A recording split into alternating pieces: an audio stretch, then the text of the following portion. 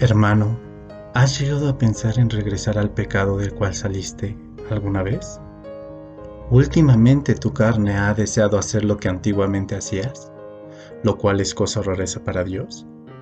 ¿O simplemente te has querido relajar de las cosas de Dios, como dejar de orar o leer su palabra?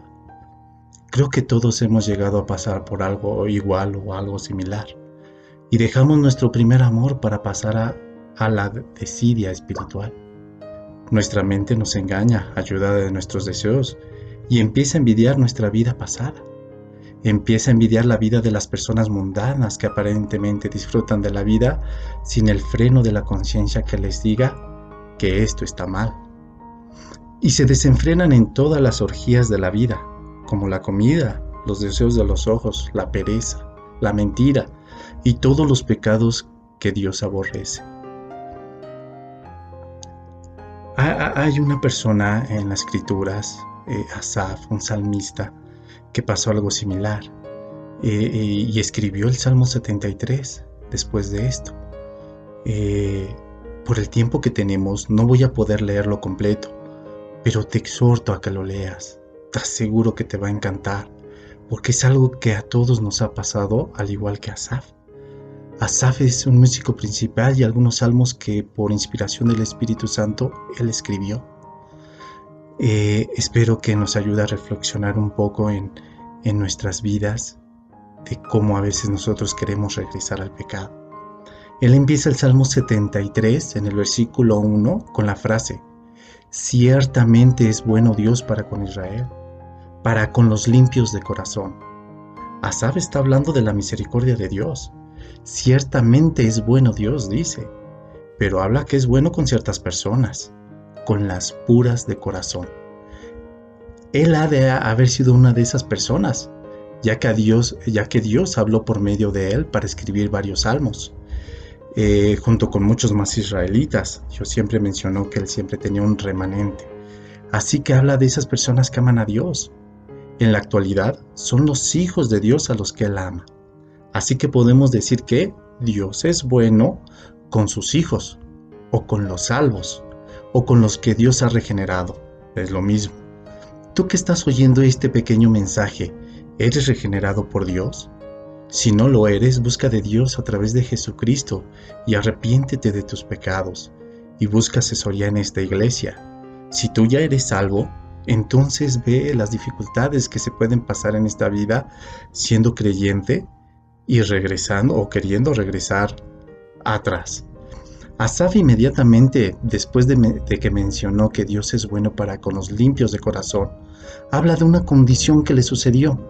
En el versículo 2 dice: en cuanto a mí, casi se deslizaron mis pies, por poco resbalaron mis pasos. Tuvo un problema. Imagínate una persona que Dios utiliza para escribir algunos salmos, una persona que utilizó Dios para que lean todas las generaciones, inclusive miles de años después se sigue leyendo sus salmos. Pienso que era un gran varón de Dios, pero tenía luchas. Asaf confiesa que por poco caía, estaba a punto de caer. Sí tuvo pensamientos contrarios a los mandatos del Dios Altísimo. Menciona en el versículo 3 cuáles fueron sus problemas. ¿Qué fue lo que ocasiona que sus pies estuvieran a punto de deslizarse? Dice en el versículo 3: porque tuve envidia de los arrogantes, viendo la prosperidad de los impíos.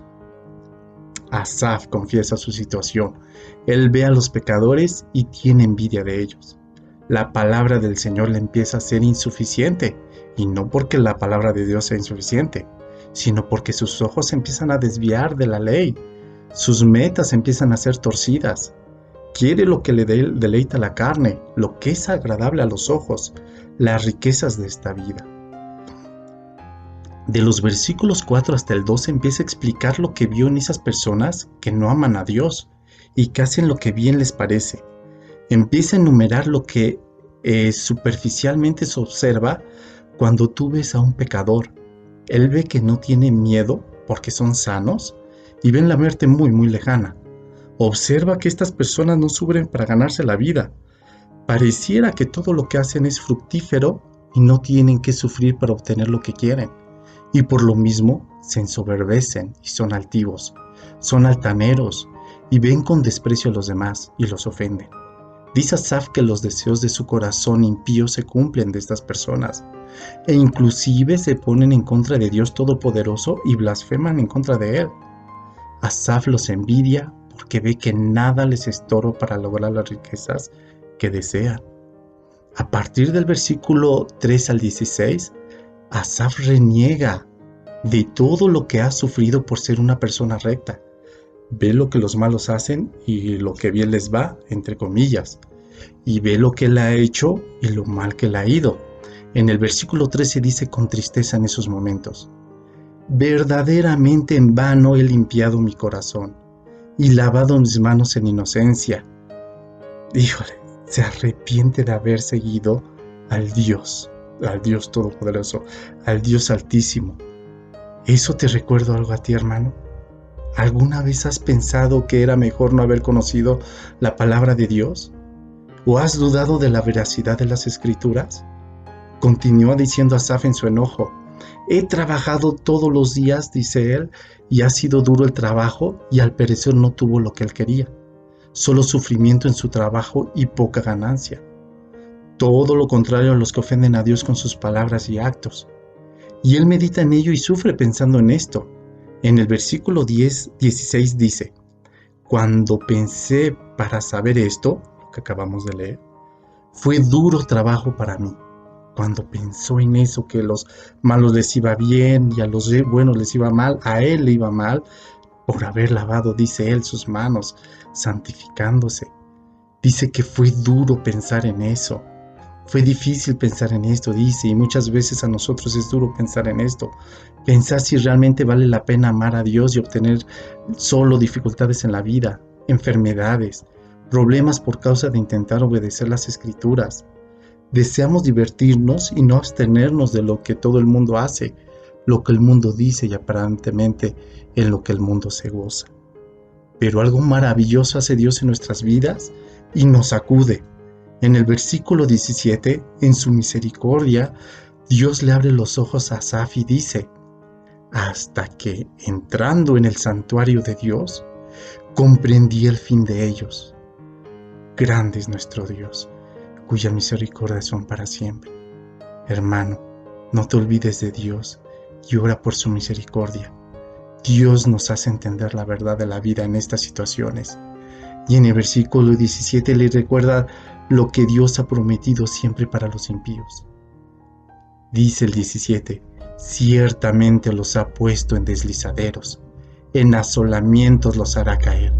Eso es lo que Dios, cuando él entró al santuario, Dios le abrió los ojos y dice: ciertamente, es cierto que ellos ya están puestos en un deslizadero, y asegura a Dios que los hará caer. Y no es el justo el que caerá. Dios nos sostiene y al impío castigará. Dios le hace entender que él menosprecia a los impíos.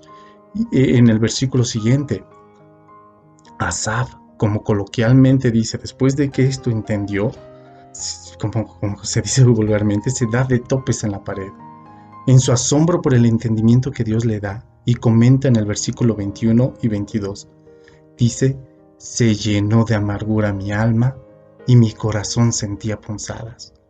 Al comprender eso, al pensar que estaba equivocado, él se arrepiente. Se llenó de amargura mi alma, y en mi corazón sentía punzadas por haber pensado en esas tonterías, por decirlo así. Esto es porque comprendió sus pensamientos inicuos en contra de su Dios, y con dolor sincero se arrepiente, y continúa diciendo en el 22: tan torpe era yo que no entendía. Era como una bestia delante de ti, dice Asaf. Impresionantes palabras que solo se pueden decir cuando Dios te permite darte cuenta de tu pecado y Dios te sacude permitiendo ver tu error. Pero tan grande misericordia y amor tiene Dios para los que Dios ama, que después los consuela con hacerles recordar estas palabras. En el versículo 23 y 24 dice: con todo, yo siempre estuve contigo. Me tomaste de la mano derecha. Me has guiado según tu consejo y después me recibirás en gloria. Qué impresionante, que después de ofender a Dios, a uno hasta lo premia. Dios es grande en misericordia. Solamente esta misericordia de Dios, de nuestra salvación, Dios nos guía con su mano derecha y un día Él nos recibirá en gloria. Entonces Asaf habla con sensatez y corrige sus pensamientos. En el 25 dice: ¿a quién tengo yo en los cielos si no es a ti? Y fuera de ti, nada deseo en la tierra. Ahora es lo contrario, que al inicio se arrepentía de haberse lavado las manos, de seguir en santidad, y ahora se da cuenta que el único que tiene es a Dios. Y fuera de Dios no hay nada en la tierra. Ya no desea la pecaminosidad. En el 28 menciona: he puesto en Jehová el Señor mi esperanza. Toda duda debe desaparecer de nuestro corazón y toda congoja. Hermano, ya no envidies tu vida pasada de iniquidad. Ya no recuerdes los deleites pasajeros que tenías y que solo te llevan a la destrucción de tu vida. Ten firme la meta de la victoria en Cristo y las grandes promesas de salvación y gloria en su presencia. Cristo es Dios y fuera de Él no hay más.